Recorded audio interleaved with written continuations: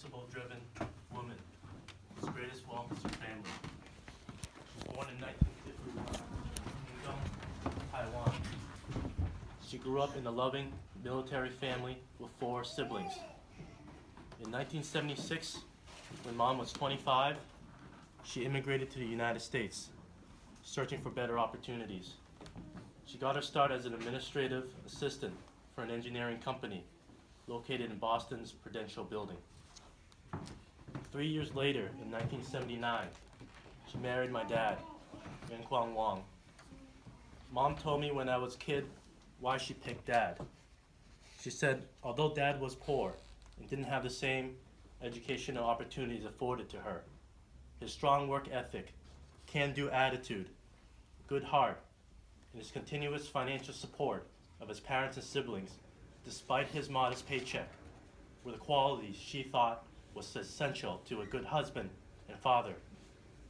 I was born in 1983, and my sister Eileen in 1985. Mom tried to instill in us a good moral compass. She rewarded honesty and doing the right thing. But she also forgave if we showed remorse for our wrongs. She believed in developing our self-reliance and wasn't afraid to be stern if that forces us to learn valuable life lessons. Lastly, Mom believes that actions speak much louder than words.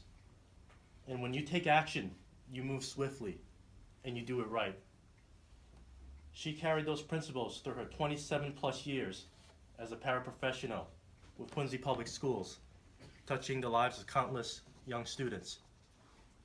Towards the end of the summer last year, at the early sign that her cough may not simply be a cold, Mom contacted her primary care doctor. Doctors changed her diagnosis multiple times. First, it was pneumonia, a very persistent pneumonia. Then it was recurrent cervical cancer. She had surgery in 2014 for cervical cancer to remove all the tumor cells. And then the doctor said it was stage 4 lung cancer. And after that, they changed it again and said that it's actually a rare and aggressive form of stage 4 lung cancer. She was not a smoker, not exposed to secondhand smoke, never worked with chemicals. She was simply unlucky. You might think standing here with Mom behind us in the casket that cancer bested her. Cancer won. Well, if that's true, then we should also say that lung cancer passed away on March 2nd as well. Lung cancer did not win because lung cancer is also gone.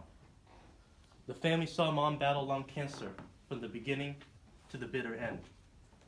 Mom never gave up and never let go. I see the same tenacity in my daughter Aria when she was a few months old. When Aria has an object of desire, she will not let go. First, she will scream. Second, she'll pull the item close to her and grab it. We have to pry each finger away to get the object out of her hands. My father-in-law once told me that letting go of emotional burden can allow me to live a more fulfilling life. That depends on what emotional burden we're talking about. If love is an emotional burden, I'm never letting go. The burden of love gave strength and energy to my mom and the entire family. Mom didn't fight lung cancer for herself. She fought for everyone she loved and everybody that loved her. We had a tight grip on Mom just like Aria did on her object of desire. And cancer would need to pry each of our fingers off. On February 26, without Mom's permission, her body started giving up. Her 15 to 17 tumors, aggressive cancer treatment, the flu, and pneumonia were weighing her down. She lost interest in the ability to eat. She spent much of the day sleeping. When she was awake, she was extremely fatigued, unable to speak, and couldn't move her right arm or right hand. She slipped into a coma 2 days later, on February 28th, passed away March 2nd. She was unable to say goodbye, tell us how much she loved us, or communicate her final wishes. I'm here on her behalf to tell all of you that she loved you. She wanted to stay longer and live with such a great family, loyal friends, awesome coworkers, and young students. 2.5 weeks before her passing, she told Dad, Eileen, and I to take care of each other after she's gone. We consider that her final wish. In order to do that, we must first be self-reliant and not impose limitations on ourselves and be relentless in the way we take care of our family. Mom will never be forgotten. Her grave will be visited often and cared for. Her school is in the process of finding something permanent to honor her memory. A website created in her name to organize family efforts and share her journey will be converted to a permanent digital memorial, and with permission from the family, released to the public. Mom's death was a tragic, emotional burden that we will never let go. We learn to live with it, reflect upon the experience, and honor her memory. Her fight was intense. Since she was first hospitalized on January 12th until her passing on March 2nd, she spent 40 days in the hospital. Out of those 40 days, 11 days were spent in intensive care, 1.5 days in critical care. She spent only 10 days at home. She got poked by more than 100 needles throughout her hospitalization and had 3 emergency room visits. I believe the most important lesson is that love conquers all. Love of family and friends allowed Mom to make a heroic stand against stage 4 lung cancer. Love for Mom filled family with incredible energy and persuaded us to make deep sacrifices for her. And finally, the love of family, friends, co-workers, and students will ensure her memory will never be forgotten.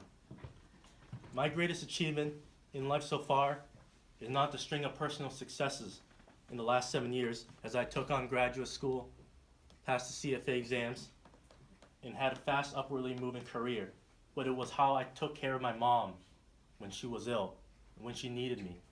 I'm proud to be her son and will live the rest of my life knowing that I put family first rather than my own personal success. May Carol Tan Wong rest in peace, and as she told us, one day we shall be together again. Thank you. Can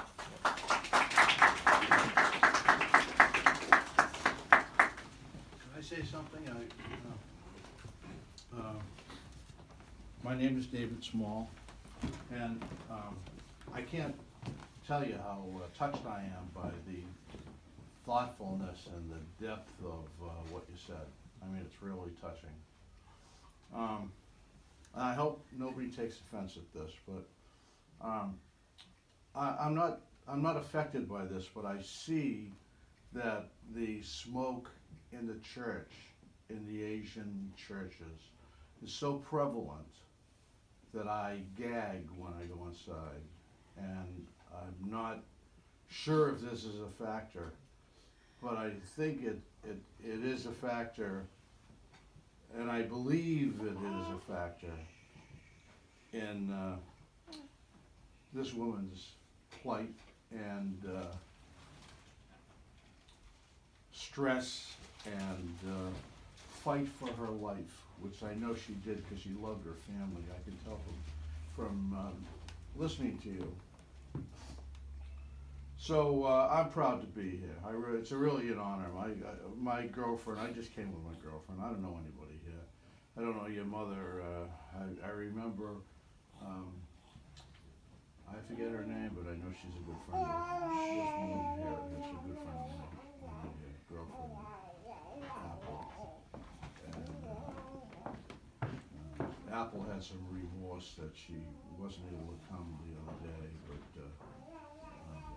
anyway, I hope what I've told you about the smoke in the church is not taken in offense. I mean, it's your culture, but it's so strong. I'd like to see an effort to change that, because I think it's a risk. Thank you very much. Anyway, sir. Thank I'm you sorry. very, very much. Appreciate it. Thanks, thank you. Thank you on behalf of the Wong family, and you did do a beautiful eulogy for your mother. Adrian was up till 3, 4 o'clock in the morning too, and taking care of that for his mom, and it certainly came full force. At this point, we're gonna be asking the family to come forward, and paying their last respects, before leaving for the funeral recession over to Forest Hill Cemetery. They will be putting a blanket on her, and we'll be doing the Chinese custom of farewell right now. So, come on, and get the baby too. Baby is. She's no, we're gonna baby.